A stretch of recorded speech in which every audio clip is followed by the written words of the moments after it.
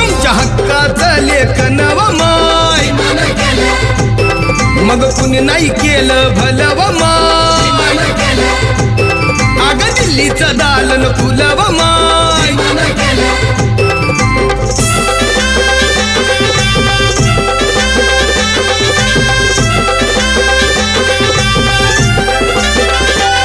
तुमच्या पोरानं शाळेत शिकावं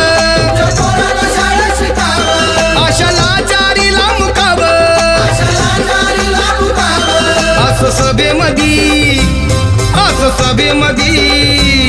असं सभेमधी भाषण व माय